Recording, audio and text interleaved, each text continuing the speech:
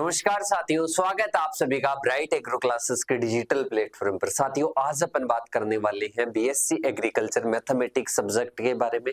और जो mathematics subject है उसमें आप जब एग्जाम देने जाओगे तो एग्जाम देते वक्त आपको क्या सावधानियां रखनी है, कैसे पेपर को सोल्व करना है और इसके साथ में कैसे आप बैक लगने वाले डर को खत्म कर सकते हो और कैसे आप टॉप मार्क्स लेकर आ सकते हो मैथमेटिक्स में। इसके रिगार्डिंग ये वीडियो होने वाली है। कंप्लीट आपको इसमें बताया जाएगा कि किस प्रकार से आपको पेपर सोल्व करना है, ठीक है। और रही बात कि मैंने अभी बोला कि आपको ये चीज ये जो डर है खत्म किया जाएगा कि मैथ में सर बैक लगती है, ये डर खत्म किया जाएगा। बहुत सारे साथियों को तो ये डर खत्म हो गया होगा, क्योंकि जो बैक वालों का जो पेपर लगा था, कहीं भी किसी भी यूनिवर्सिटी में बात कर लो, उनमें ब्राइट एग्रो क्लासेस ने जो पेपर बताया है एज इट इज ऐसे के ऐसे पूछा गया है, ठीक है। तो आपको भी इतना ज्यादा डिमोटिवेट नहीं होना है कि सर हमारे क्वेश्चन कहाँ से आएंगे, कैसे आएंगे। जो बता दिया वहीं से आएंगे। छोटे क्वेश्चन थोड़े से पूछे जा सकते हैं, उनको आप अच्छे से कर लेना क्लियर, या फिर मैं करवा दूंगा आपके क्लियर, ठीक है। लोड लेने वाली ऐसी कोई बात नहीं है, देखिएगा। और एक और चीज की बात करेंगे कि ये ग्रेडियल है, नॉन ग्रेडियल है, कितना लिखना है कितना नहीं लिखना है, इसके बारे में बात करने वाले हैं। सबसे पहले अपन बात करते हैं मैथ्स। ये कौन सी है?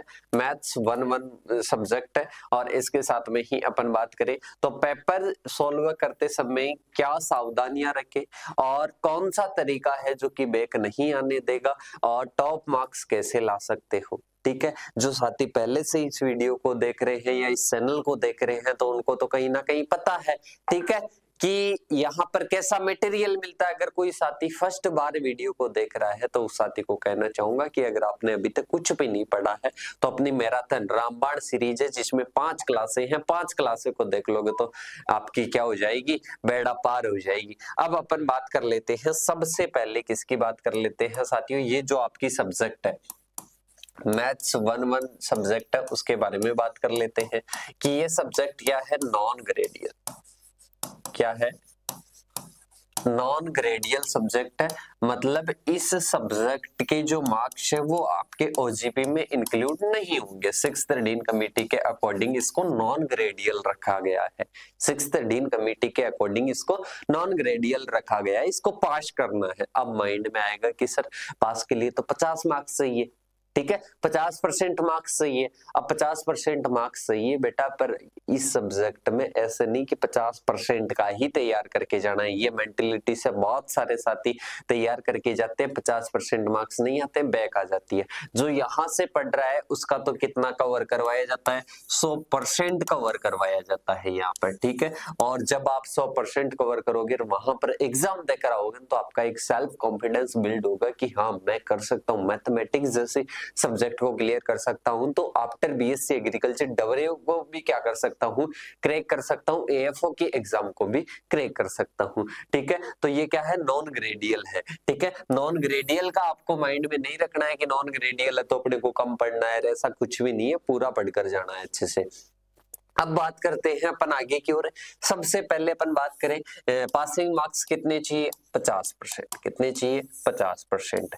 अब अपन बात करते हैं कि इसको जब सोल्व करेंगे तो सोल्व करते समय क्या सावधानियां रखनी है। तो सबसे पहले तो आपने जो 5 क्लासें रामबाण ली वो ले ली होगी, नहीं ली है तो प्लेलिस्ट में जाकर देख लेना, अपने यूट्यूब पर ही अवेलेबल है, ठीक है। उसको एक तो क्लियर रखना। इसके बाद में अपन बात करते हैं नेक्स्ट चीज कि आप सभी के लिए, अगर आप सभी का इस वीडियो पर अच्छा रेस्पॉन्स रहेगा इस वीडियो को देखने के बाद में, तो हम शुरू करेंगे साथियों रामबाण क्लास, ठीक है। दोबारा से एक बार रामबाण रिवीजन स्टार्ट करेंगे। क्या स्टार्ट करेंगे, रामबाण रिवीजन स्टार्ट करेंगे और इसमें आपको प्रॉपर तरीके से गाइड करेंगे हर एक टॉपिक के बारे में कि कौन कौन सा क्वेश्चन कहां कहां से बन सकता है, ठीक है। और इसके साथ में ही रामबाण रिवीजन होने वाला है। और अपन बात करें, रामबाण रिवीजन तो होगा ही होगा, इसके साथ में अपन बात करें आगे की ओर और जो आपके पेपर में क्या क्या सावधानियां रखनी है। तो सबसे पहले जो लास्ट वाली क्वेश्चन है सेक्शन सी, उसको बोल सकते हैं अपन सेक्शन सी, उसको बोल सकते हैं, जिसमें बड़े क्वेश्चन आते हैं, 7 के 3 आते हैं, ठीक है। 7 के 3 वाले स्टार्ट ही पिछले वाले क्वेश्चन से करो, ठीक है, 7 के तीसरे क्वेश्चन से ही स्टार्ट करो। इसके बाद में 6 का जो तीसरा है वो करो, सॉरी 6 के 3 है, उनमें से 2 करने होते हैं, 7 के 3 में से भी 2 करने होते हैं, इनमें से भी 2 करने होते हैं, तो ये करो। फिर 5 के जो भी है वो करो, फिर 4 के करो, फिर 3 के करो और न्यू टाइप हो ही जाएगी। ठीक है, इस प्रकार से जो भी करने हैं मतलब पीछे से स्टार्ट करो। अब एक माइंड में सवाल आता है कि सर यहाँ पर 7 के 3 दे रखे हैं, 2 हम कर लेंगे, ठीक है, ये तो हम कर लेंगे, पर आप ये बताओ कि 7 का अभी जैसे 7 का 1 एक जगह कर लिया, फिर 6 का 1 कर लिया, फिर 7 का 2 कर लिया और फिर 6 का 2 कर लिया, ऐसे कर सकते हैं क्या? नहीं बेटा, 7 के जितने हैं वो एक जगह पर होने चाहिए, 6 के जितने हैं वो एक जगह पर अच्छे से डिनोट करके आना। ठीक है, और अच्छे से बीच में स्पेस भी देकर आना, ज्यादा स्पेस भी नहीं देकर आना पर अच्छे से स्पेस देकर आना है। ठीक है, और अच्छे से साफ सुथरा काम करना है, माइंड में किसी प्रकार का लोड नहीं रखना है, सॉल्व करते टाइम किसी प्रकार का लोड नहीं रखना है, आराम से क्लियर होगी, तो बहुत अच्छे नंबरों से क्लियर होने वाली है ये सब्जेक्ट। ठीक है, तो ये वाले आपके क्या है, इस प्रकार से आपको सोल्व करना, क्या करना है, स्टार्ट करना है। अब बात करते हैं अब आगे कि जो न्यू टाइप है, न्यू टाइप को सबसे पहले सोल्व कर लेना, अगर उसमें कोई क्वेश्चन नहीं आता है उसको छोड़ देना। ठीक है, इसके बाद में मैथमेटिक्स करने लग जाना, पिछले वाले क्वेश्चन से स्टार्ट करना है। और एक चीज हमेशा ध्यान रखना, जो सूत्र है, जो फॉर्मूले हैं, वो आपको हमेशा नोट करके आने हैं। ठीक है, नोट लगाकर अच्छे से डिनोट करके आने हैं।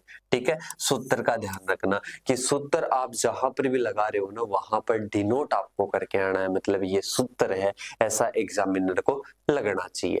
ठीक है, और इसके साथ में आपको हर एक क्वेश्चन करना है, अगर कोई क्वेश्चन नहीं आ रहा है, उसकी स्टेप आ रही है, तो बेटा आप उसकी स्टेप को भी लिखो, स्टेप्स को भी आप लिखोगे ना, तो आपके क्या होंगे, आपके नंबर दिए जाएंगे। स्टेप्स के भी नंबर दिए जाते हैं एसकेएन यूनिवर्सिटी में या अदर जो भी यूनिवर्सिटी है, उन सभी में स्टेप के भी नंबर दिए जाते हैं। तो सारी स्टेप लिखनी है, सूत्र लिखने हैं, सेक्शन सी से स्टार्ट करना है, और बिल्कुल भी घबराहट वगैरह नहीं रखनी है कि सर हमारा पेपर कैसा होगा कैसा नहीं होगा, जो पढ़ा है वहीं से आएगा। और इस वीडियो के बाद में चैनल को सब्सक्राइब कर लेना, क्योंकि अब आपके लिए एक और एक ऐसे मान लो कि जस्ट रिवीजन वाली क्लासेस स्टार्ट होगी और उनके माध्यम से आपको सब कुछ बता दिया जाएगा। ठीक है, अब देख लेना, इसमें हीरा मोती बैच ही आपका रहने वाला है। सेकंड सेमेस्टर के लिए बता देता हूँ, सेकंड सेमेस्टर में अगर पढ़ना चाहते हो हिंदी मीडियम में, सेमेस्टर प्लस